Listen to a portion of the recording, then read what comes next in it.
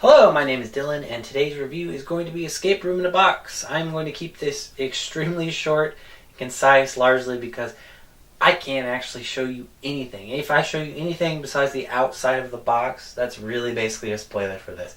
So let's just keep it short and concise so you don't have to stare at my ugly mug for too long. So Escape Room in a Box is essentially that. It's Escape Room in a Box. And it is, to be honest, the best one out there. It most closely resembles your actual experience if you were to buy or go to an actual escape room event. It most mimics it. Why?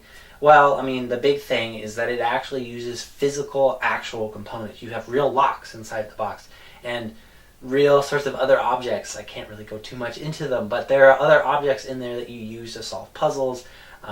There are just lots of little cool things that you get to manipulate inside that box. And it's not the biggest box in the world, but it manages to cram a lot in there. And for me, I think really sort of the biggest thing that makes this probably the best escape room out there is that it allows up to, I would say, about 6 people to play the game and all have something to do. Most of them, like unlock and exit, I feel a lot of those kind of constrain, really, there's maybe 1 or 2 puzzles going on at one time, and really, if you have 5 or 6 people, they're not going to have a whole lot to do. But with Escape Room in a Box, there's at least 3, maybe 4 puzzles going on at the same time, that everybody at least has one puzzle or teams up with at least one other person, and you're solving all these puzzles all at the same time. And then, yeah, of course, maybe someone finished their puzzle and then they move on to another group or some such thing. But it felt that there was really no sort of downtime or you're wondering when the next puzzle is going to appear or anything like that. It was kind of just boom, boom, boom. There are all these different puzzles. You're all trying to solve it, and everybody had something to do.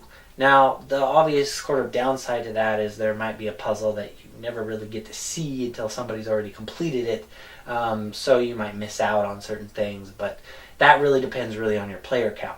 I played with 4 people total, and that worked pretty well.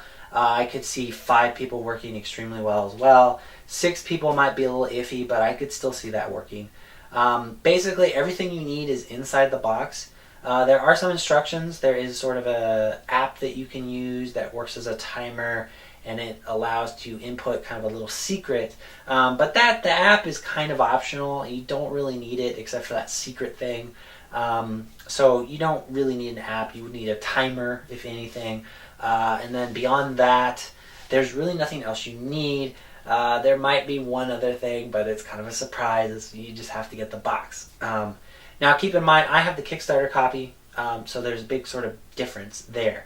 The retail copy has been announced, and it is, I believe, going to be around $30, which is a lot for a game that is going to last you about an hour.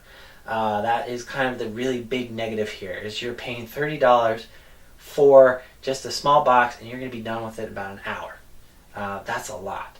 But I think this is the one kind of game, beyond most other types of games, usually maybe one person owns the game, they learn it, they play it, they share it with friends, etc. This is the kind of game I think a group buys it. You don't just have a single owner. I think you have to divide the cost.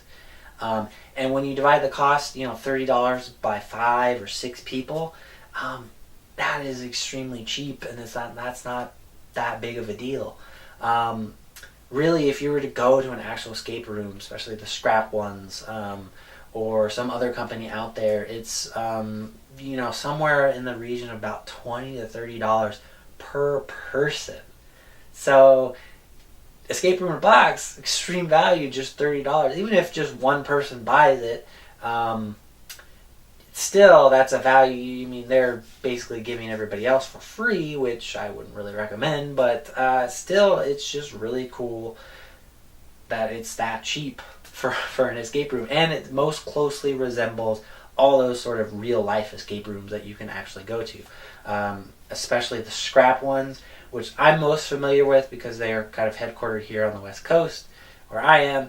I know they're also in New York, I think LA, and maybe Texas. I'm not sure where else, but if you're anywhere but sort of on the coast or somewhere in the middle, they're not really anywhere else, but you may have heard of them.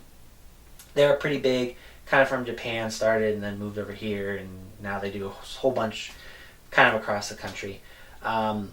Those are the closest, I would say, to what Escape Room in a Box kind of replicates.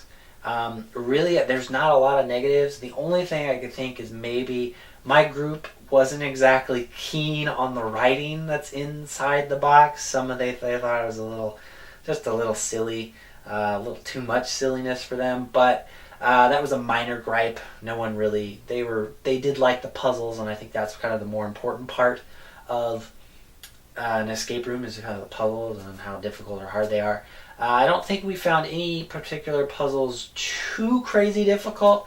I think there was one that we were kind of stumped for a little bit, but beyond that, it wasn't too bad. I will say the final puzzle, usually in an escape room, the final puzzle is kind of requires this sort of big leap in logic that most of the other puzzles in the scenario don't require. That didn't seem to be a problem here. We figured it out.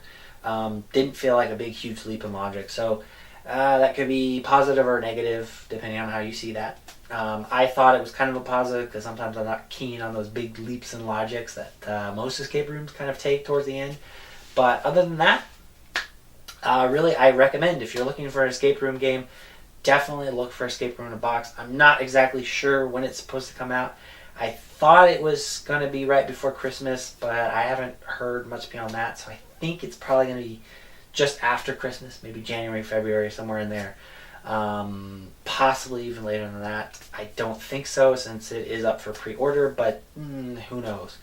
And I also don't know, the big thing here is the component differences between the edition that's going to be at retail and the Kickstarter copies. So the Kickstarter copies did have a lot of we had those physical components, the fancy locks, etc., etc.